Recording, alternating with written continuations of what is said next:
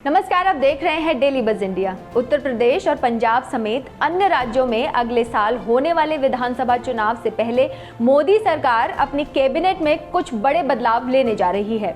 चर्चा है कि 1-2 दिन में ही मोदी सरकार अपने दूसरे कार्यकाल का पहला विस्तार कर रही है और इसे लेकर दिल्ली में बीजेपी नेताओं की लगातार बैठकें चल रही हैं।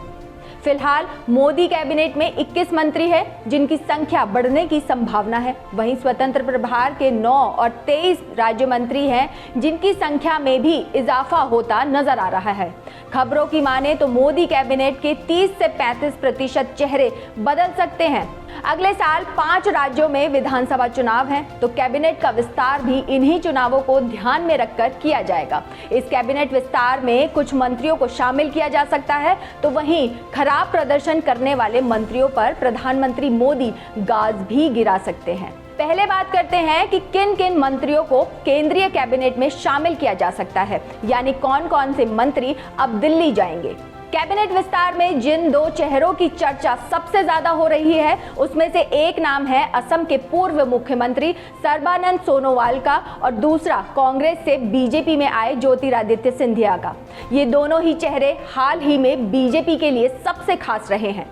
बात करते हैं ज्योतिरादित्य सिंधिया की, जिनके कांग्रेस से मतभेदों की वजह से ही पिछले साल बीजेपी को मध्य प्रदेश की सत्ता में वापस आने में मदद मिली थी। वे जब से कांग्रेस छोड़कर बीजेपी में आए हैं, तब से ही उन्हें केंद्र में मंत्री बनाए जाने की चर्चा हो रही है। सिंधिया इस वक्त बीजेपी से राज्यसभा सांसद हैं। बताया जा रहा है कि उन्हें मोदी कैबिनेट में किसी बड़े मंत्रालय की जिम्मेदारी मिल सकती है।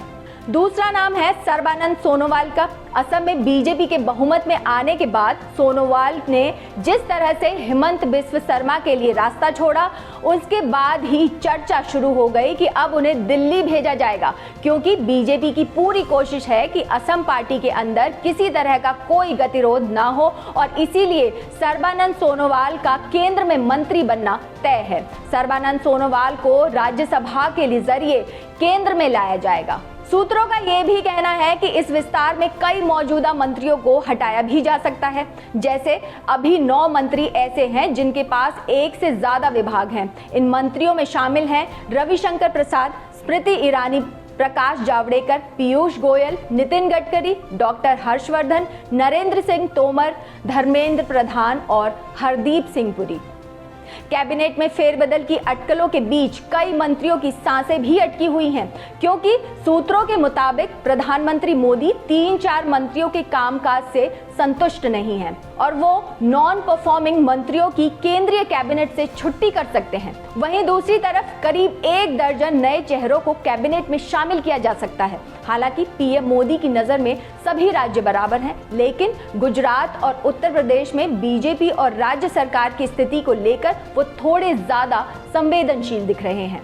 ऐसे में कयास लगाए जा रहे हैं कि उत्तर प्रदेश से आने वाले मंत्रियों की संख्या बढ़ाने के साथ साथ उन्हें बड़ा मंत्रालय दिया जा सकता है, ताकि वे सीधे जनता से जुड़ सकें। मोदी कैबिनेट में जिन बीजेपी नेताओं को मंत्री बनाया जा सकता है, उनमें शामिल हैं उत्तराखंड से अजय भट्ट, अनिल बलूनी, कर्नाटक से प्रताप सिन्हा, पश्चिम बंगाल से जगन्नाथ सरकार, शांतनु ठाकुर या निशित प्रामाणिक, हरियाणा से ब्रजेंद्र सिंह, राजस्थान से राहुल कासवान, ओडिशा से अश्विनी वैष्णव, महाराष्ट्र से पूनम महाजन या प्रीतम मुंडे या हिना गावित।